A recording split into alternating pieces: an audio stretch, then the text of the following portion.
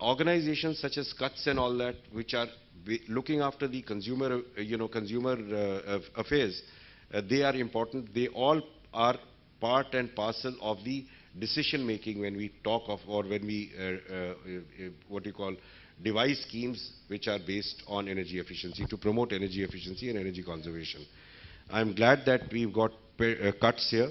I would want you to be giving your perspective on the on the topic, and especially given the consumer, the end consumer.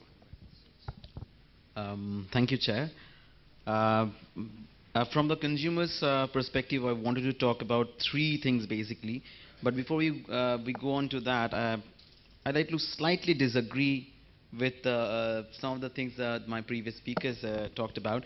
One would be about Mr. Goswami, the free power.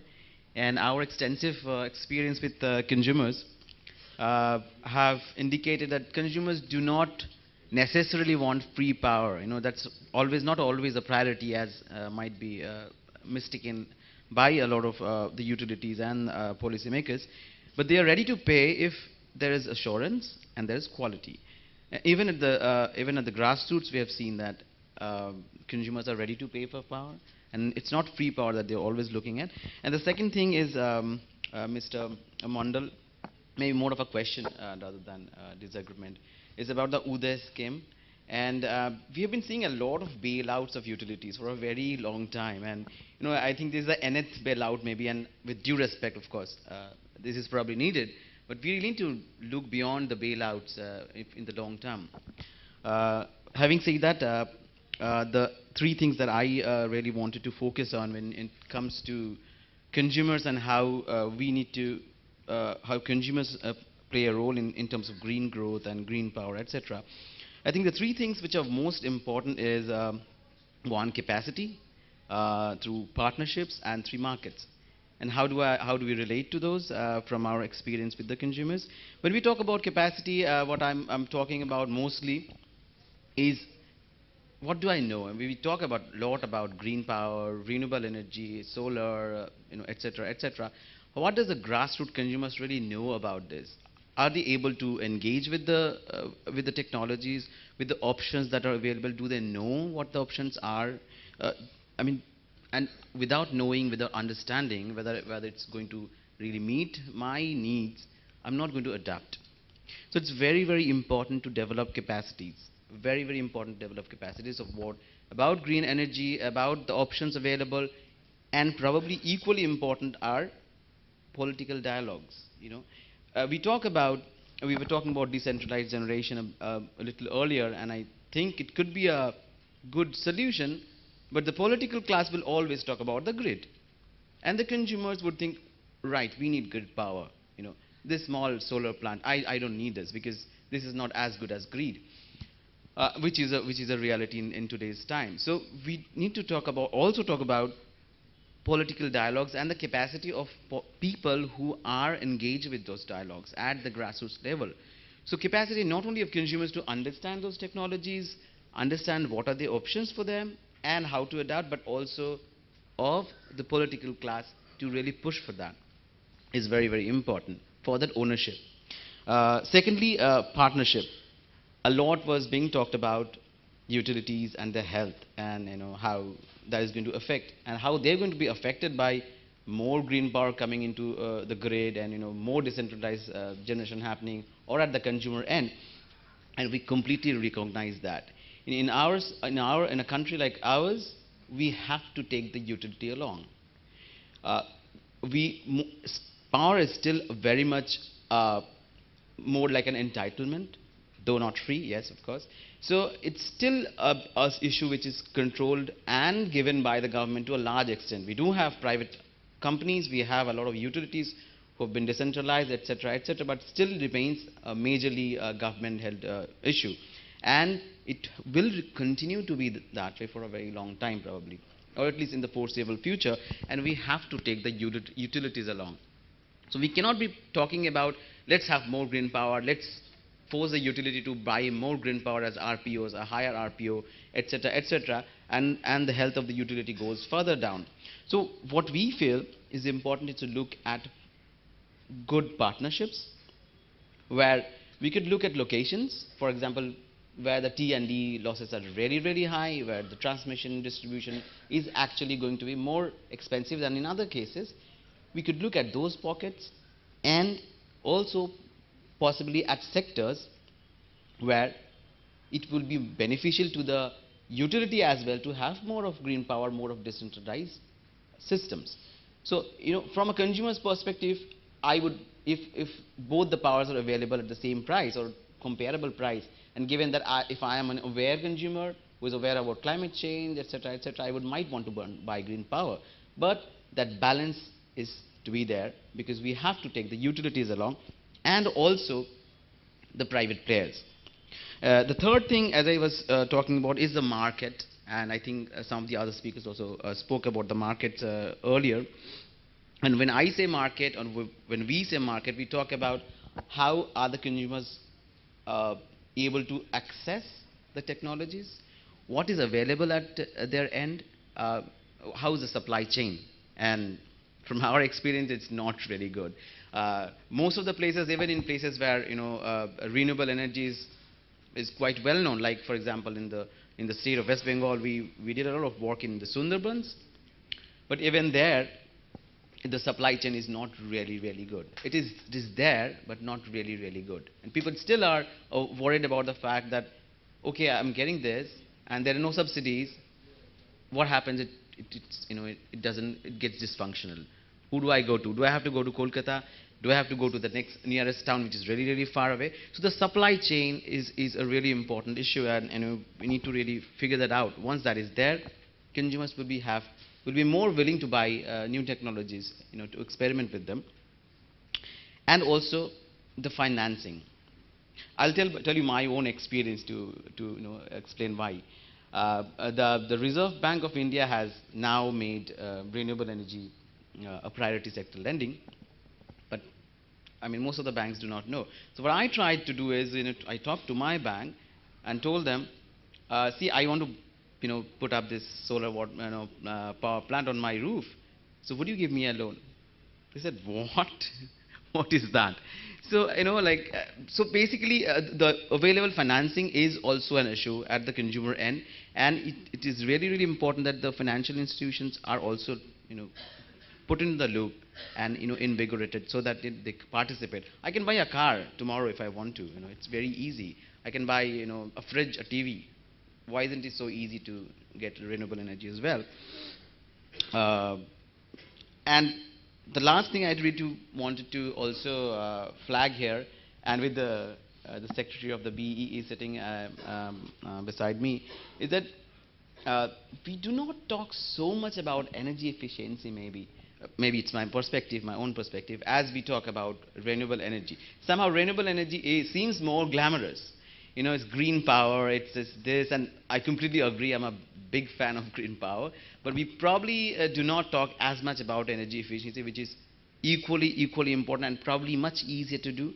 So when we talk about consumers, we also need to really flag these things, that maybe you cannot buy this solar equipment or put up a solar plant, but you can buy this smaller equipment, which is bring down your use, the units you use. So these are the basic things that I really just wanted to talk about. I'll be happy to take questions. Thank you. Yeah, thank you. Thank you very much, Mr. Nath. I think those were points which were very well made. To immediately react to the last thing that you said about energy efficiency not being talked about, I agree with you. I think there is a lot more that needs to be done, especially for outreach and awareness, so that people could be sensitized more on that. And also that would inculcate behavioral change in consumers. That is very, very important and critical for this really sector to boom. And also energy efficiency, as you correctly said, is very, very critical, that even if you want to add renewables, optimizing the renewables using energy efficiency, I think it really makes sense. So that's the first step.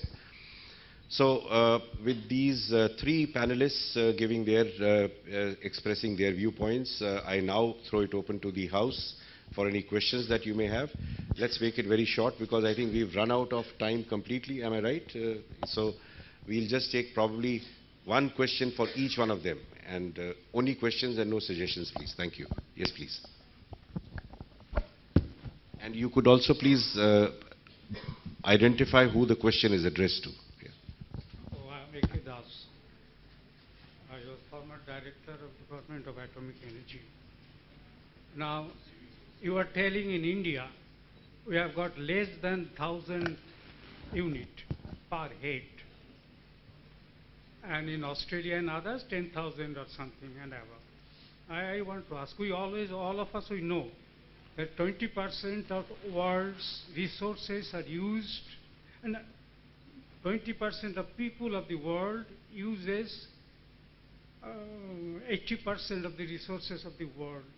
Similarly, in India, 20% of the uppermost caste use the same amount of 80% of Indian resources, and the rest are left, 20% left for the 80% people. So I want to know that what about this 20% people? What is their electricity consumption? What is there? Is it 1,000 or it is a few thousands? And how to deter them? Of course, we can deter them by placing this incentive. That is, as you consume more power, cost of power will increase. Now this power will go to the mass at large.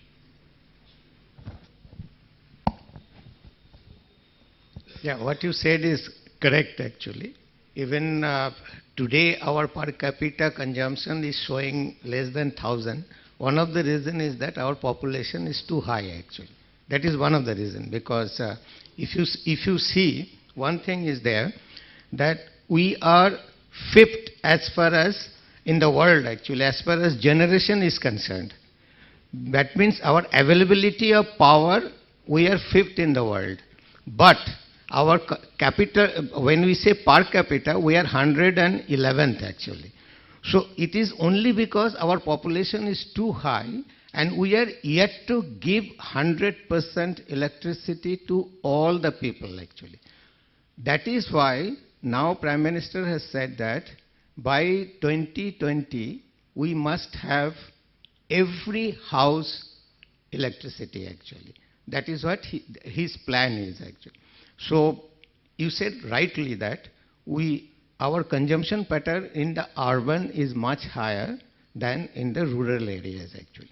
Even today, if you go to the rural, there are a lot of places, like I am supplying urban as well as rural in district of Gaya actually, where there are a lot of villages where there is no power still not available. But there are a lot of schemes are going on, lot of schemes, central government scheme by which central government fund is being spent so that every house can get the power. They are laying the line, they are giving the power and all. So I am sure that by 2020 we will be able to give power to each and every house. But one question I want to tell all of you is that it is not the only connection giving actually. It is also you have to see that we should give them the power. Like when we took over 2 years back Gaya, and both Gaya, Manpur division, that area actually, it is about 1600 square kilometer area. Power was only 6 to 7 hours a day actually. Can you imagine a place where you are giving power only 6 to 7 hours a day? How do they do the agriculture actually? Agriculture in the season, if you give only 4 or 5 hours a day, they cannot really irrigate their land, because it's not like West Bengal that there is a lot of rain comes and and the fertile land is there. Bihar is not like this. So what we started was that we started to bifurcate the feeders. We started to find out that how we can give at least 20 to 22 hours power supply actually. Can you imagine that a private company like ours, we were thinking of giving them power 22 to 20 hours when there is a loss is 78% actually. That means every hour I am giving power, actually I am increasing my loss. But still we were doing it because we wanted to bring the consumers on our side so that those who are doing the stealing and those who are actually hooking, then consumer will be with us when we will stop that actually. And that is what our strategy were there. But you are right that per capita consumption, I have told you that about 1,000, it is mostly urban areas actually. So thank you. Any more questions? Yes, gentleman at the end, please. Yeah.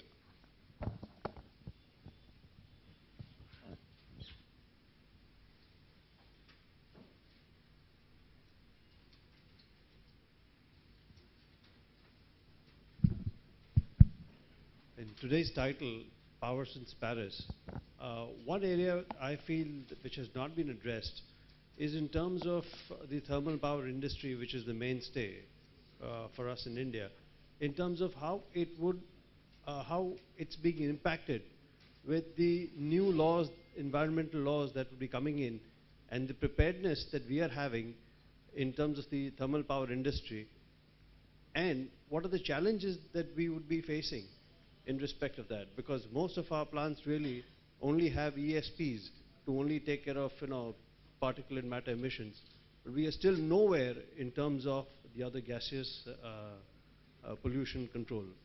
So what are we thinking about that? And I really feel that should have been included in this particular title, Power Since Paris, because we want to talk about clean power and we are switching straight away on to renewable energy. But in terms of what we are currently having, I don't think we are discussing adequately enough in making that cleaner.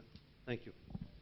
Yeah, I think this is a topic which can be really deliberated separately altogether. I don't think so that really find a place here.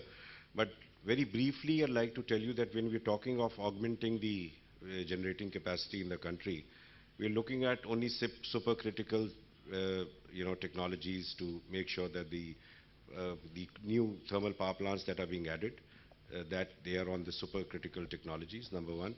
Number two, the PAT scheme which I spoke to you about, the Perform, Achieve and Trade under the National Mission on Enhanced Energy Efficiency, their thermal power plants are already included where they are required to cut down their carbon emissions and things like that.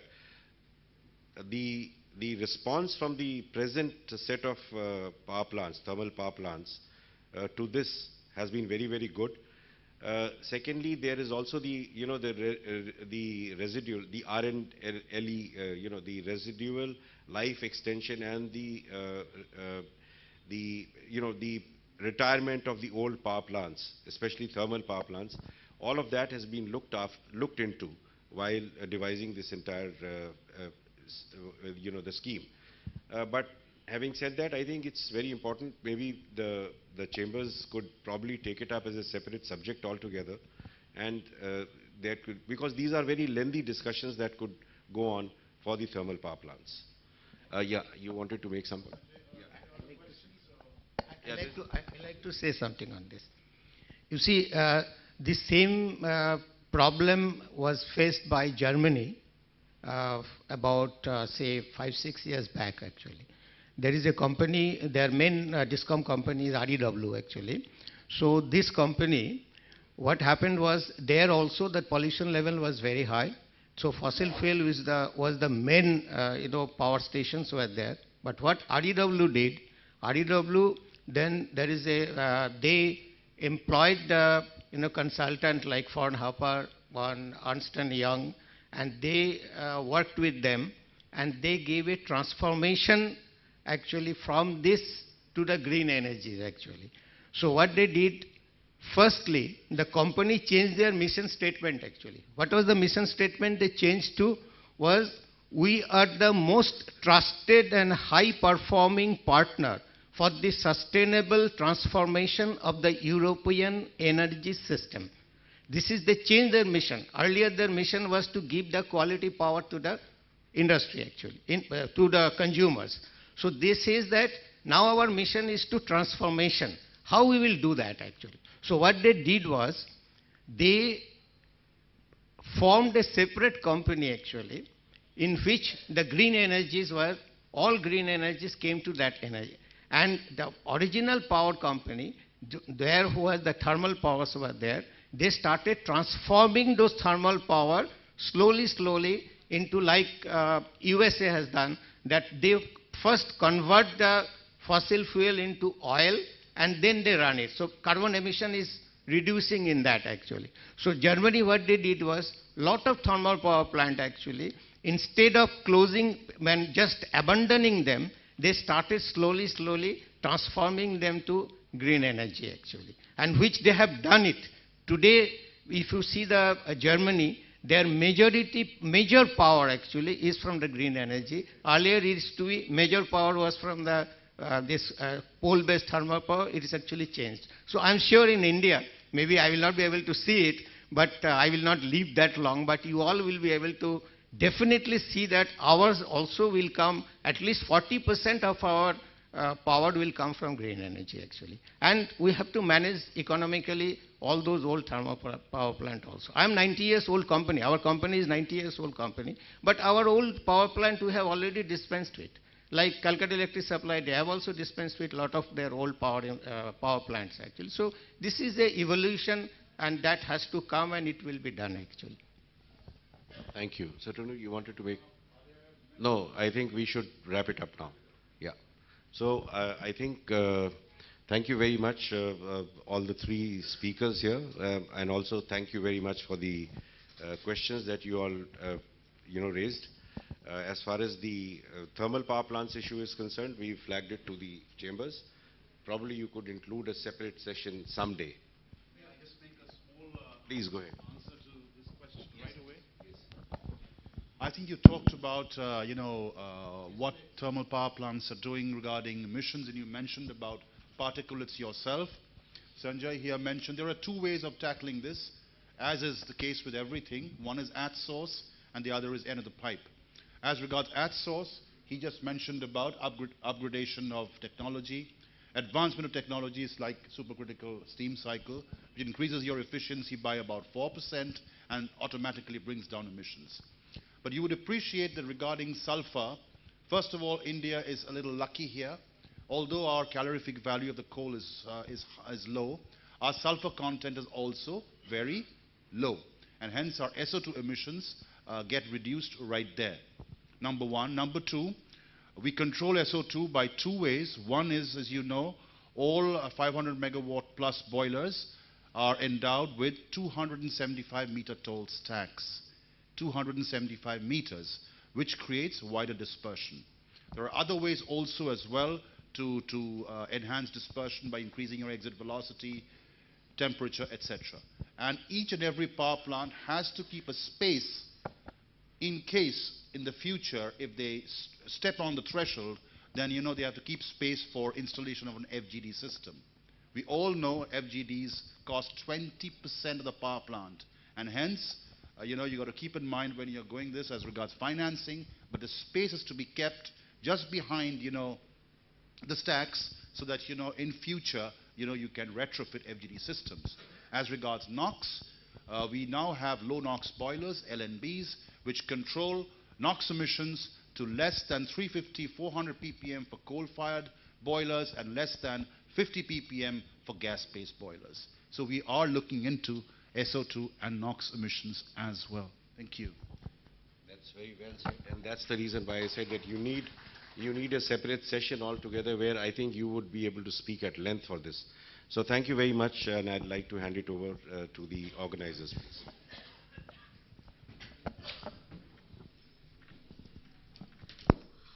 With this, we would request our President Designate, Mr. Shutanu Ghosh, to please set the agenda for our way forward. Sir, please.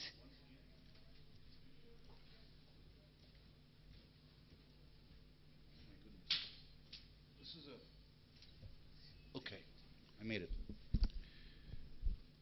Well, I think the way forward, or the agenda for the chamber, I think has been very crisply set through this program and its deliberations, starting from the morning and right through the afternoon. Dr. Mathur mentioned, a number of things which the chamber, I think, should take a note of. And I see Shubhadeep and company with their laptops open, and both doing in the soft way as well as the hard way. And he mentioned about the goals and the targets that India have set. So how do we monitor them? So that's number one. Unless you monitor and you keep going back and doing a self-assessment, you will not be able to achieve your targets and not be able to set future targets. That's number one. He mentioned areas of problems in financing, in disruptive technologies, which I think are other issues to be looked at. The panel here mentioned technology advancement, one, financing again, increase energy efficiency, what else? Cut down losses, both in generation and distribution. So I think a plethora of topics have come up for us, to take note of and, address them, particularly in the ensuing conclave, Dave, which is coming up in just about 4 months' time, as you're all aware, last Friday of August. The Energy Environment Conclave, it's going to be the 8th edition, I think, this year, so we'll address all that and in other forums as well. With that, I would like to take the opportunity of truly thanking our wonderful panel, Mr. Sanjay Seth of BEE, who's come down from Delhi to do the moderation here. He did mention, apart from many other things, that we have overstepped our timelines. I think you are probably getting hungry. Lunch is laid out, but you wouldn't have minded the content and extent of deliberations that followed. To all our other three panelists, a very, very big thank you from the Chamber for making these very, very telling points and helping the Chamber to structure as energy and environment, as President Ambarish mentioned, remains one of our major key thrust areas as it has been done this year as well. So thank you all very, very much. Would you please join me in giving a big hand to our panelists right here. Our sponsors who have helped, always to create this program, are up there in front of you. Thank you very much to all the sponsors for today's program, and to each and every one of you, delegates, ladies and gentlemen, for your interactions, for your observations in making this event very memorable. Thank you very much. And may we now request Mr. Arun Kumar Mukherjee to please present mementos to the moderator and the panelists.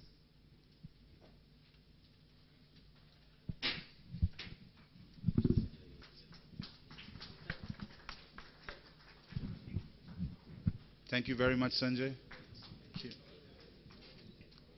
Thank you very much, sir. Thank you.